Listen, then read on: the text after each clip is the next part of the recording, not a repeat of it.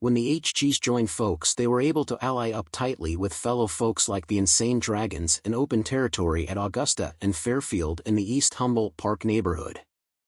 Also, in 1980 the older HGs out of Cortez and Ashland under David and an independent group of Cobras were actively hanging out with the Vikings. In that same year the V's hooked up with Erie House at 1347 West Erie Street, who were trying to form a graffiti cleanup campaign with the West Town gangs.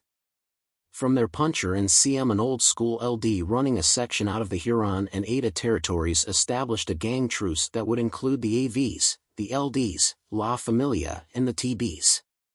Upset with an article where the YLOs tried to claim the alliance under their flag, the Vs and the Ds pull in the HGs and start running under their own banner, UPCI, United Patriots Creating Identity, and also wanted to run the Truce Alliance under its own flag. But Erie House wanted a name better suited to the community so that they could open lines into the Department of Neighborhoods. So as a compromise they kept the initials UPCI and added the name United People for Community Improvement. Keeping the initials UPCI allowed the older leaders to keep United Patriots Creating Identity in the streets as the true umbrella over the Gang Truce Coalition, hence the AKA in the UPCI cards.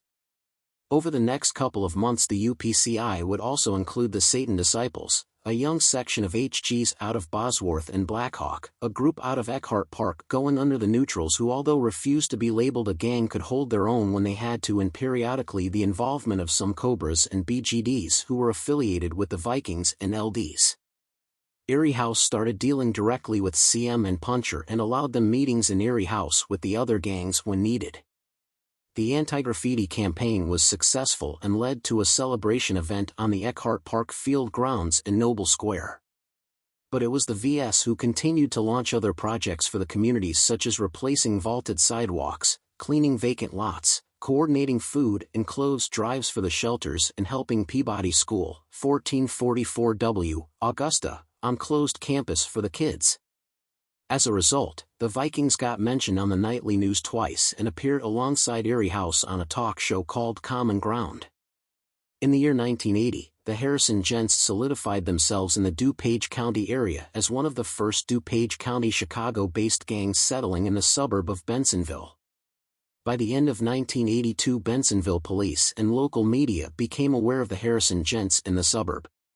In the early 1980s, the Harrison Gents took over the 412 West Chicago Avenue, 41 Deuce, building in the Cabrini Green public housing projects. The HGs were close allies with the Black Gangster Disciples, therefore, they only had to fight it out with Mickey Cobras and the Vice Lords. Vice Lords didn't have much territory in Cabrini Green. It was just a matter of time before the Harrison Gents and the Ashland Vikings were going to explode on each other, and in 1995 war erupted once again, which prompted the Harrison Gents to withdraw from the Insane family and join the Almighty family, becoming the Almighty Harrison Gents. The conflicts that began in 1986 worsened after the Familias were formed, and now the older Gents were backing up the Blackhawk and Paulina area Gents, and permanent bloody war was settled between Gents and Vikings. The war got really bad when the Harrison Gents gunned down Cisco on the Vikings. Then Vikings got revenge by gunning down Benji G from the Harrison Gents. The Harrison Gents would remain at Harrison and Western until the area was dramatically changed due to gentrification in the 2000s decade.